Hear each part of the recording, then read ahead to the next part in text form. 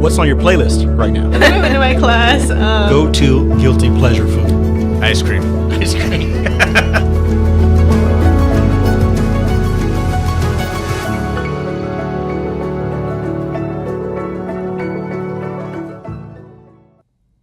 Welcome to Face to Face.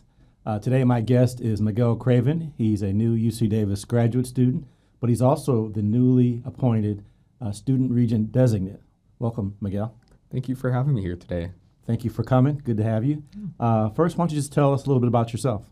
Yeah, well, and as you'll probably hear throughout this, plenty about me in the new role as student regent designate. But just to give a little background, I recently graduated from UC Merced, getting my bachelor's in mechanical engineering, where I also got to serve proudly for 2 years as the student body president on that campus, which really prepared me a lot for this role. But outside of my passion for engineering and really enjoying the subject itself, I love doing policy work and really advocating for students over at the Capitol. And I guess in my free time as well, love listening to music, getting into my new apartment and just bought a bunch of speakers to be able to listen to music, hopefully in really good quality. And I love being outdoors, backpacking, and just, yeah. Great. It's kind of we'll get to music later on in the show. I will say at UC Davis, you can never have too many engineers, so you're in the right place. I'm sure people want to know, what is a student regent designate, and how did you get to be one? Yeah, well, the role is probably the most honorable position to get to serve as a student. And the student regent designate is a student who's essentially in a shadowing position for the student regent. Now, students aren't, who are the regents? What is the student regent?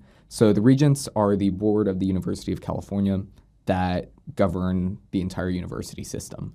And there's thankfully 2 positions for students on the board to actually get to sit, where one of them is the student regent and one is the designate. The regent is the one who actually gets the voting power, whereas the designate shadows for about a year and then goes on to serve the regent role and having that voting power. But what kinds of things might you expect? It's really exciting where we get to meet with students across the entire system, not only hear about what kinds of problems. I think that's usually the first thing we hear is things that are going wrong, but also getting to see the things that are going great for them and seeing what kinds of programs they're being involved with. I know in the upcoming meeting, we have an item to look at how students across the UC are really shaping their communities and helping others. But it's these kinds of things that we get to be on the ground with our students and really assist them, hear about their stories, and elevate them to the regents table and make them kind of heard not only throughout our system, but throughout the state and hopefully across the nation as well. Yeah, so it's really a commitment. It's a 2-year commitment for you. Let's talk about the how you project the student voice in those meetings. There's 2 students out of 20 plus members of the board. How do you represent the students in that environment? It's the best part, in my opinion, is getting to actually just meet with the students. That's my favorite part of the role. And that's what always keeps me in check and keeps me in the loop of, okay, what's the sentiment going on across campuses or on specific campuses?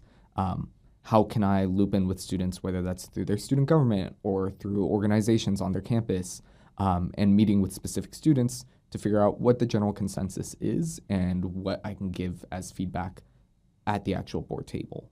And it's oftentimes seen as, I'd say it's a neat kind of balancing act of trying to figure out, okay, what is the correct conversation on the board versus what do we kind of discuss behind the scenes and how can we keep students involved?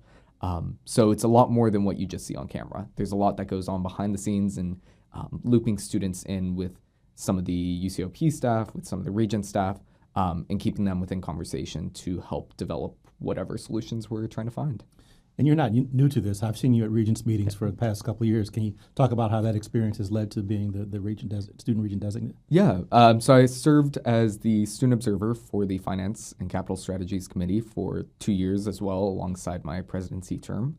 That position was a great starting point for me to not only get to know what the regents are, because going into the role, I had no clue what the board really looked like. I knew it existed, and that was about it.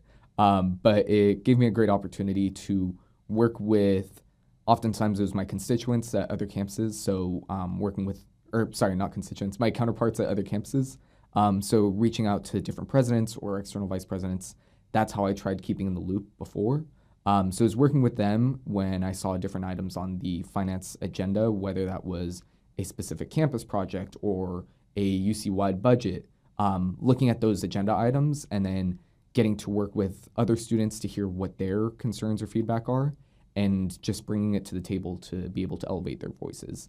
I always kind of called it my 1 to 5 minutes of fame, where I got to speak for a couple minutes on each item, but it was a great opportunity and really got me comfortable with not only what the board is and being comfortable around a lot of the regents, but just how do you work as a student advocate across the system. We know each campus is very different from one another in their culture, so how do you find that balance and work with everyone across the system? That's true. Huge learning experience, but I loved every moment of it. Well, you were very impressive in that role. So thank you. Are there particular issues or an issue that you wanted to highlight as you come into the role now? I'd say the big thing for me is remaining flexible. I mean, this over the course of me entering this role, I think I've seen a lot happen at the federal level that was kind of anticipated, but maybe not to the same extremes that we saw. So while I do have my own priorities in my head of housing is a huge one that I think I could assist on, I have a lot of background working in doing stuff with finance and the capital strategies committee, and then as well as working in construction and just knowing the education sector as a whole and how all of the different parts of it intertwine.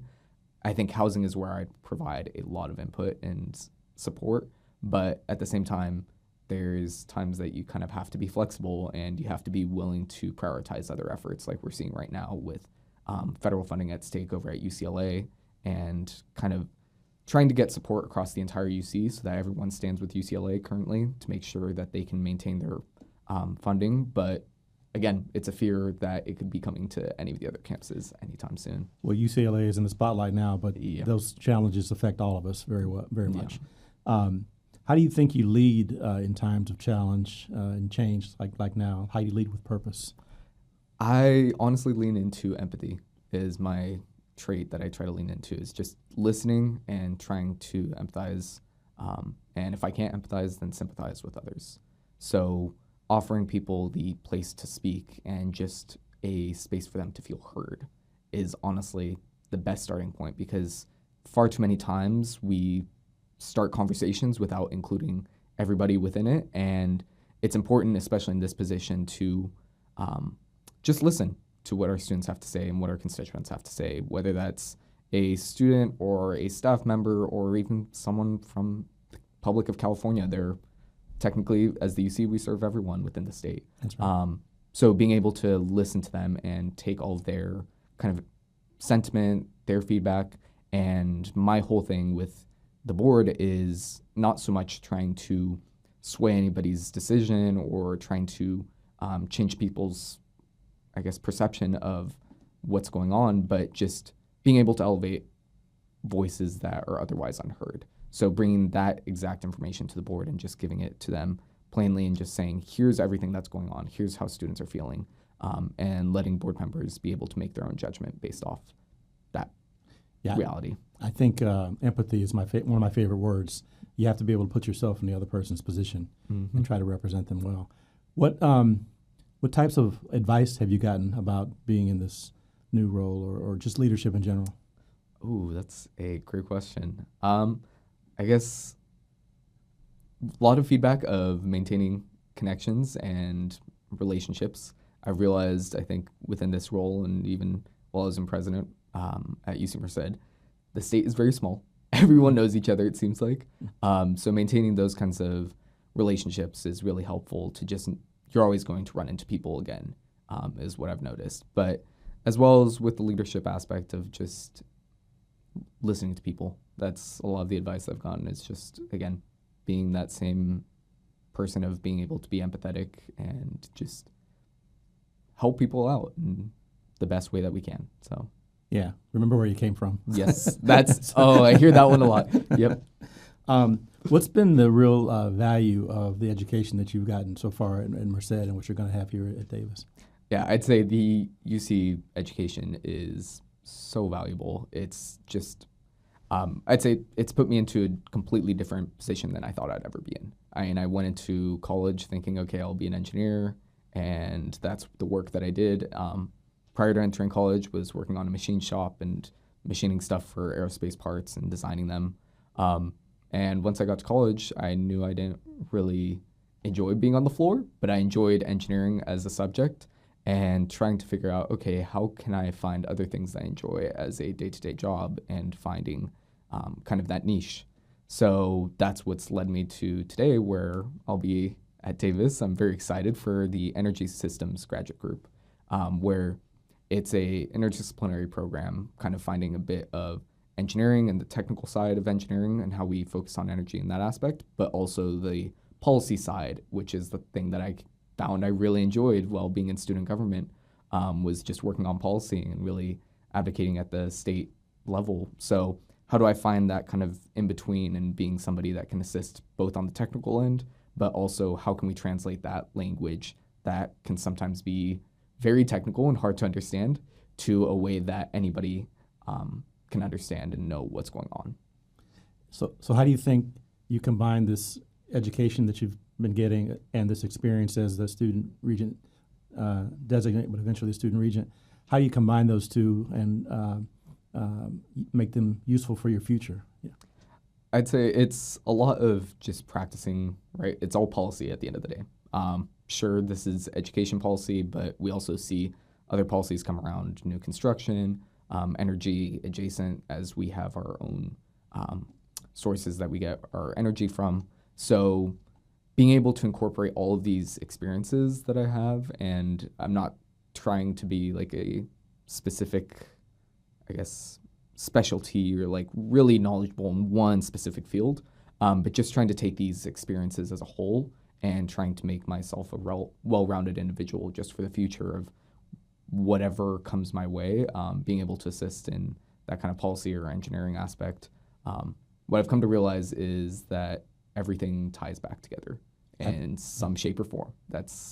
So it's helpful to have the well-roundedness for anything because you just want to be prepared for whatever's to come. I think that's very true, and I think that's a good strategy going forward. I'm going to switch gears a little bit here. We have a segment in Face-to-Face that we call Hot Seat. You're on the hot seat, but it's not too hot. Basically, this means I'm going to ask you some pretty quick, rapid-fire questions. I'm looking for like a one-word, one-sentence kind of answer. You ready? Yep. Okay, here we go. What leader, other than present company excluded, what leader do you find most inspiring? Dang, that is tough. I might have to come back to that one because in all honesty, I don't know. I'd say I find... Could be living or dead. Yeah. Oddly enough, I very much admire my dad. That's a great answer. So yeah. Just look up to him a lot for leadership. Parents are always good answers, yeah. What's your dream job? Lego designer. Okay. I have a lot of Lego history myself. Yep. We can talk about that some other time. Have you found a favorite spot to hang out in Davis? Not yet. I've actually just been moving in. So far my apartment, but I'm sure once I end up on campus, probably somewhere along outside the Memorial Union. That area is very pretty. A lot of people also like the Arboretum. If you get a chance. Yeah. I've walked the entire thing. It is gorgeous. Okay. So plenty of time there. Did you binge watch anything this summer, and what was it if you did? Let's see. I think I binge watched. Don't remember the name of the show. It was a Netflix take on, I think, Ted Lasso, where they did like more of a basketball theme to it. Oh, okay. I was bored, so okay. That's what I was watching. Last question. I ask all the guests this question. Who's at the top of your playlist right now?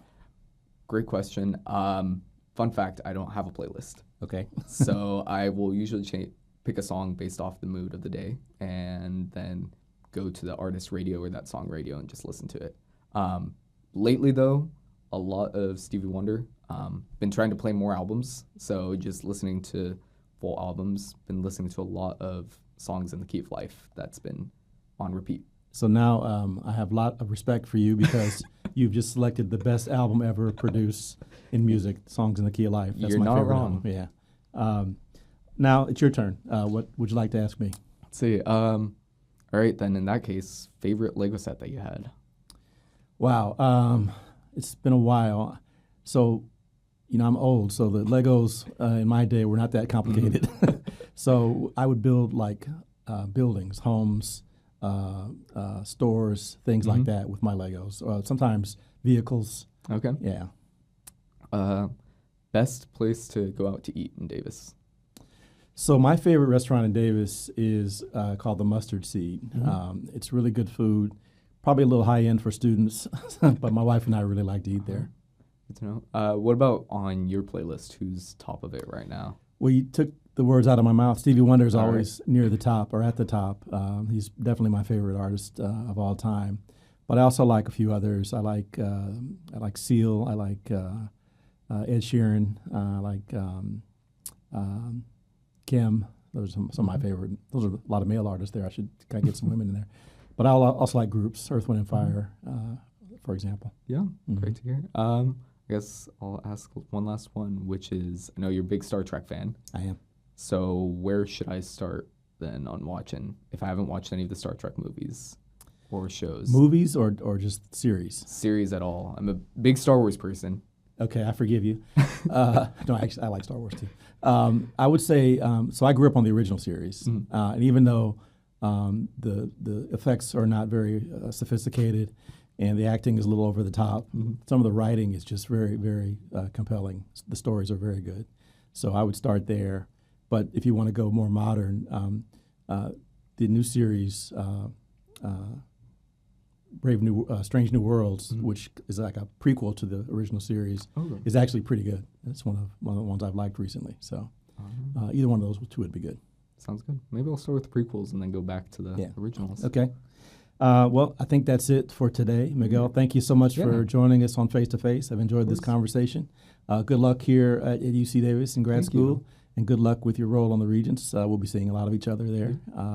And thanks to everyone for watching. We will see you next time on Face to Face. Go Ags.